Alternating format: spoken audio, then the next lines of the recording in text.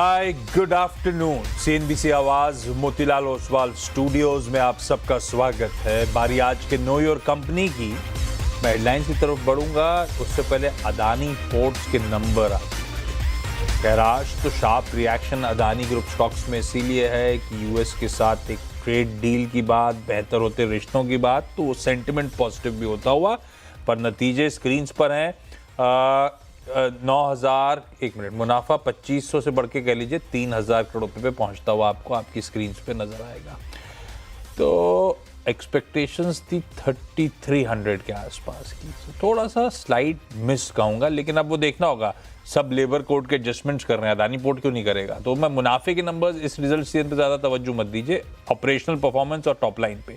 EBITDA देखिए बढ़िया है, 4800 के सामने 5,800 करोड़ रुपीस EBITDA आता हुआ। मार्जिन लार्जली फ्लैट और स्टेबल कहूंगा, 60.3 पे थे, 59.8 पे आए, तो साल दर साल मार्जिन लार्जली फ्लैट से आपको नजर आएंगे। 30-40 बेसिस पॉइंट्स का हल्का दबाव है। रेवेन्यू मोमेंटम ठीक है, मार्जिन ठीक हैं, सेंटिमेंट सुधरे हुए हैं, स्टॉक बढ़िया करता हुआ स्क्रीन पे। अच्छा, मेरे ख्याल से Adani ports, if I am not mistaken, कल शाम को बाजार बंद, अब क्या खबरें सब दब गई थी, इतनी बड़ी ट्रेड डील अनाउंस हुई थी, लेकिन खबरों में था अदानी पोर्ट्स। इन्होंने मंथ का अपडेट भी शेयर करा।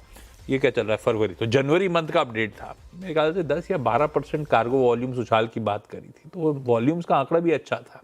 नतीजे ठीक हैं, सेंटिमेंट फेवर में।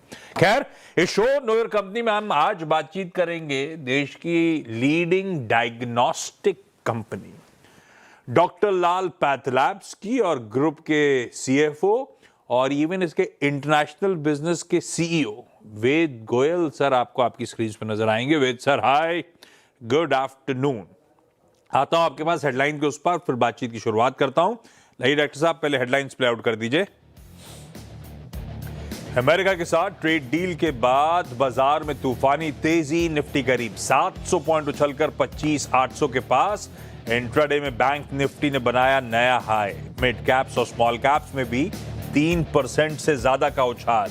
इंडिया विक्स भी पड़ रहा है ठंडा। भारत और अमेरिका के ट्रेड डील से रुपए को भी लगे पंख। डॉलर के मुकाबले रुपया ₹1.10 सुधर कर 90 रुपए 40 पैसे तक पहुंचा। वहीं 3 दिनों की गिरावट के बाद सोने और चांदी में अच्छी रिकवरी। सोना 4% तो चांदी 6% से ज्यादा उछली। इंडिया यूएस ट्रेड डील होने से भारत फोर्ज, सोना BLW और बालकृष्ण इंडस्ट्रीज में 6 से 12% का उछाल। वहीं KPR mills, Gokuldas, Avanti, apex food 20% तक दौड़े। साथ ही सन फार्मास्यूटिकल्स और दिवीज लैब्स भी 5% उछले। आज के बिग स्टॉक्स और चार्ट GPT में हुआ था एनालिसिस। भारत और अमेरिका के बीच हुई ऐतिहासिक ट्रेड डील। भारत पर 50% के बजाय लगेगा सिर्फ 18% टैरिफ। कॉम्पिटिटर कंट्रीज के मुकाबले भारत पर टैरिफ सबसे कम। कैपिटल मार्केट, रियल्टी, केमिकल्स और कंज्यूमर ड्यूरेबल सबसे ज्यादा दौड़े। चारों सेक्टर 4 से 5% भागे। साथ ही डिफेंस, फार्मा, IT और मेटल्स में भी जोरदार उछाल। उधर अदानी ग्रुप के शेयरों में 12% तक की रफ्तार। और कल आएंगे निफ्टी की 2 कंपनियां, बजाज फिनसर्व और ट्रेंट के रिजल्ट। साथ ही टाटा पावर, कमिंस समेत वायदा की 6 कंपनियों के नतीजों का भी रहेगा इंतजार।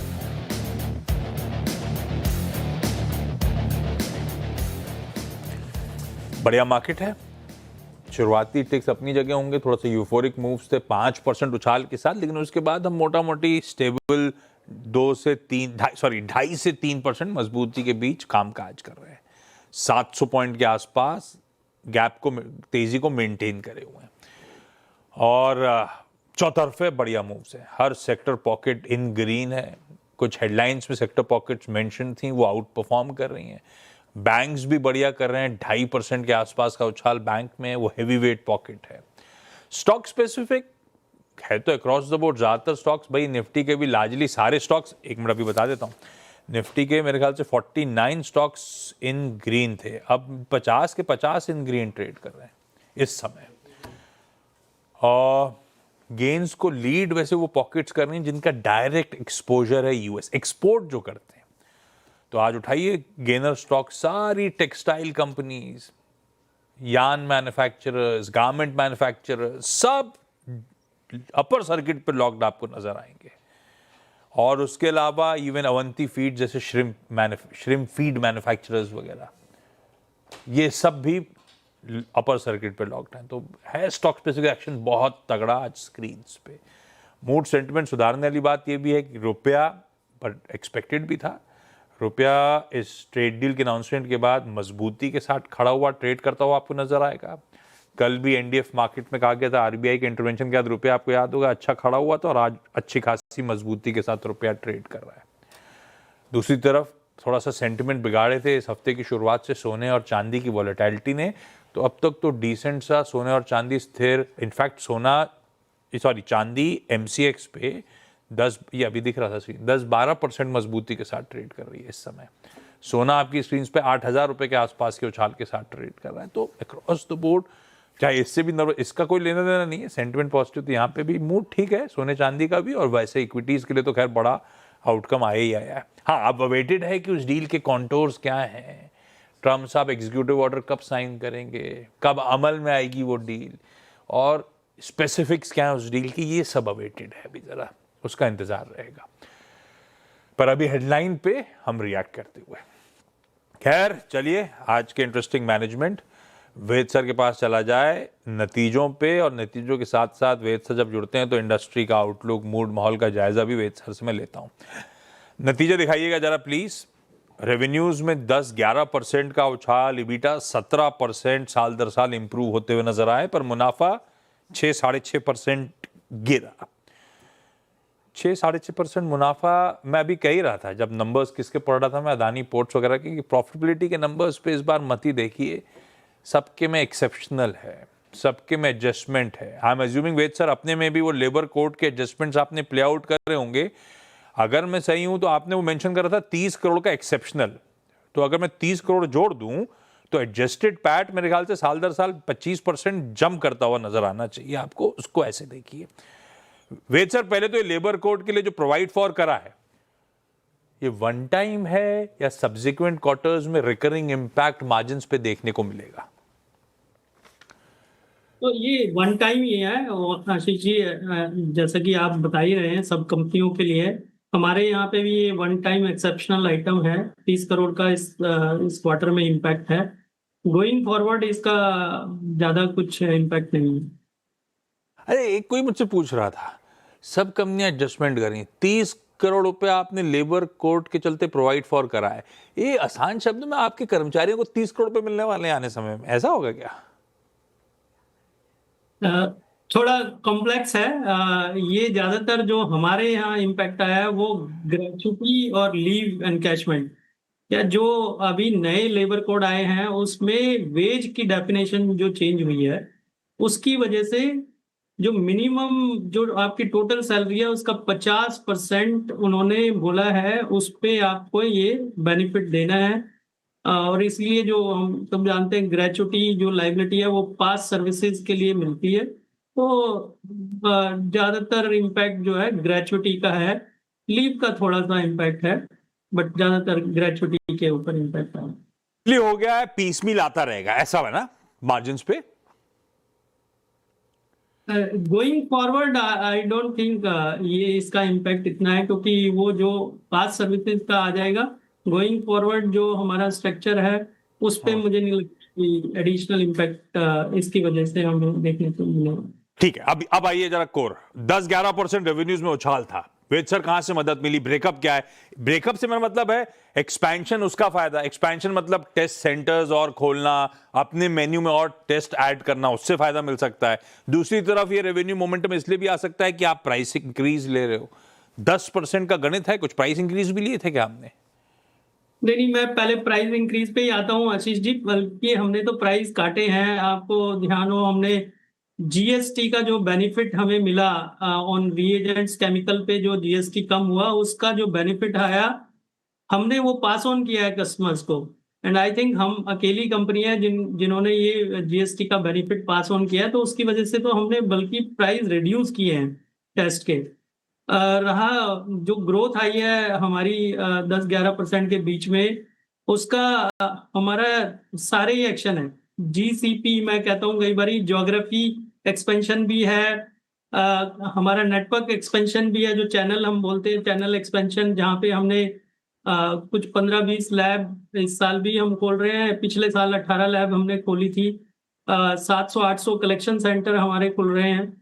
और उसके अलावा हमारा टेस्ट मेन्यू है, जो स्पेशलाइज टेस्ट में है, वो हमने काफी सारे टेस्ट इस बार बहुत सारे ऐड किए हैं, जो कि we are the first one to introduce in India. तो ये सारा मिला के geography expansion plus test menu plus channel expansion और एक जो हमारा पोर्टफोलियो स्वस्थ फिट, जो कि पैकेजेस, इस बारी उसका कंट्रीब्यूशन 26% पहुंच गया है, उसकी भी ग्रोथ 20% से ज्यादा रही है। सो ये सब मिला के हमारा जो ये चारों पांचों चीजें, इसने बड़ी हेल्प की हमें 10-11% की जो हमारी ग्रोथ आई है। जीईटी, ज्योग्राफी एक्सपेंशन और टेस्ट मेन्यू, ये सही है। अच्छा, रेवेन्यूज 10.6% बढ़े हुए सर। पेशेंट आपका वो प्रेजेंटेशन का पहली प्लेट, रेवेन्यूज 10.6% बढ़े, पेशेंट्स 2.7% बढ़े, इवन सैंपल्स 7.8% बढ़े। ये क्या कम पेशेंट, उनका वॉलेट शेयर ज्यादा, ऐसा है ना? यही मतलब हुआ ना? तो इसमें मैं क्लैरिफाई कर दूं आशीष जी, ये Q3 वैसे ही हमारा थोड़ा म्यूटेड होता है क्वार्टर, बट इस बार ही एक एक्सेप्शनली हमने अनयूजुअल देखा है। जो फीवर और फीवर रिलेटेड जो टेस्ट होते हैं, जो बहुत ही कम वैल्यू के, लेकिन पेशेंट बहुत आते हैं, उसमें फ्रिक्वेंसी बहुत रहती है। जैसे अगर मैं बात करूं डेंगू, तो उसके प्लेटलेट के काउंट जो होते हैं वो बहुत फ्रिक्वेंटली होते हैं, तो वो इम्पैक्ट है इस क्वार्टर में हमारा वॉल्यूम पे। बट अगर आप देखेंगे वाईटीडी, हमारा वॉल्यूम ग्रोथ पेशेंट का 4.4 है परसेंट की ग्रोथ है। और टेस्ट जो वॉल्यूम है, जो कि रियल वॉल्यूम मेजर करते हैं हम, टेस्ट वॉल्यूम, वो कहीं 9-10% की ट्रेजेक्टरी में है। आने वाले टाइम में मुझे लगता है कि ये जो पेशेंट वॉल्यूम है इस क्वार्टर में जो है वो एक्सेप्शनल है। बट 4 से 5% का पेशेंट वॉल्यूम और 9-10% का जो टेस्ट वॉल्यूम है वो सस्टेनेबल है। सिफू साहब, आप तो कैश हैंडल करते हो, एमएनए हैंडल करते हो, बुक्स पे कितना कैश है इस समय? और हमने ग्रोथ के लिए इनऑर्गेनिक इनिशिएटिव्स, बल्कि इंडस्ट्री ने ऐसा शुरू करा था, डॉक्टर लाल इनऑर्गेनिक इनिशिएटिव्स में एग्रेसिव था। क्या अपडेट उस फ्रंट पे? जब मैं अपडेट पूछ रहा हूँ तो वो दक्षिण भारत में उतरने का मन बनाया था, कुछ अनाउंसमेंट आया नहीं है। तो यस, जो कैश है हमारी बुक्स में अभी भी बड़ा हेल्दी बैलेंस शीट है हमारी, और 1400 करोड़ से ज्यादा का कैश हमने रखा हुआ है। उसका वही है, हम बिल्कुल हमारे प्रयास जारी है, या मैंने हमारे एक स्टेटेड स्ट्रेटजी रही है। और स्पेशली जैसे आपने बताया, साउथ साउथ एक फोकस एरिया है डेफिनेटली, जहाँ पे हम अग्रेसिवली देख रहे हैं। अभी बताने के लिए कुछ नहीं है, बट आशीष जी, मुझे लगता है मैं बड़ा कॉन्फिडेंट हूँ, आने वाले टाइम में हम जरूर ये एमएनए से अपनी कोई ना कोई साउथ फोकस, या हमारा जो वेस्ट में है कोई टक इन डील्स, इस तरह की हम जरूर करेंगे। और उसी के लिए हमने ये कैश बचा। ये दक्षिण भारत में टक इन डील होनी है या कुछ बड़ी तैयारी हो रही है?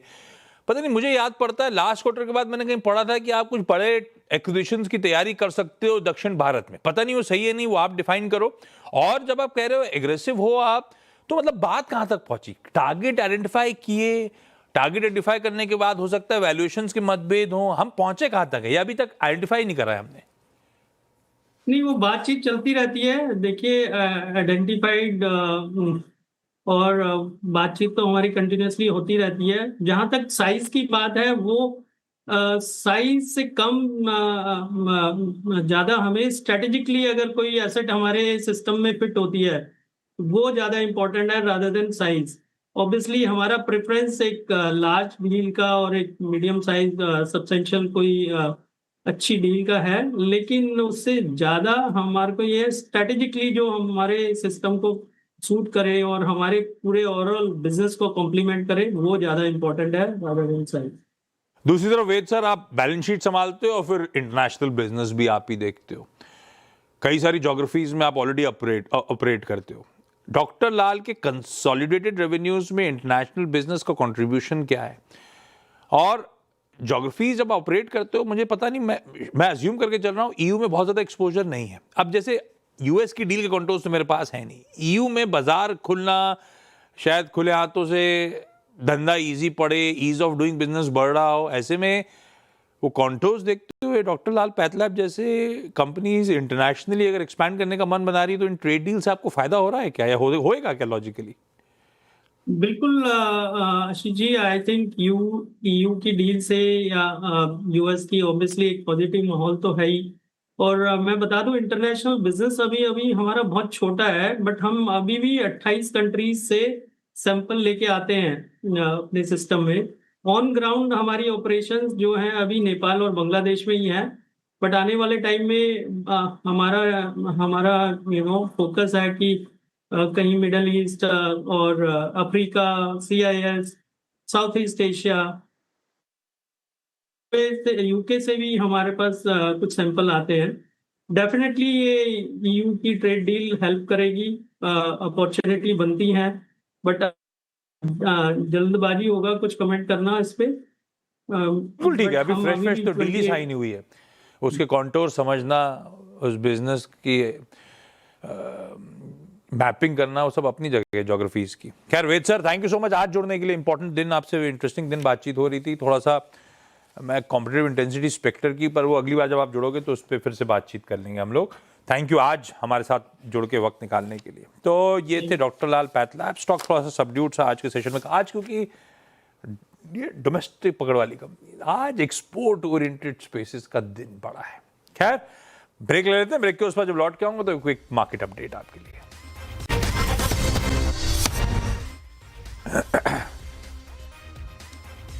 25,800 जो अहम जोन था, वहीं पे आके खड़े हुए भारतीय बाजार।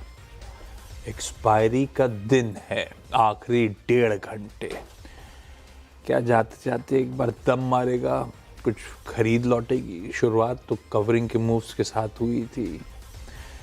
बहुत सारे सवाल होंगे आपके जहन में और इंटरेस्टिंग मार्केट सामने खड़े हुए हैं। आखिरी के 1.5 घंटे का बढ़िया सा कवरेज देखिए ब्रेक के उस पार, आज के कमाई का अड्डा में। नमस्कार।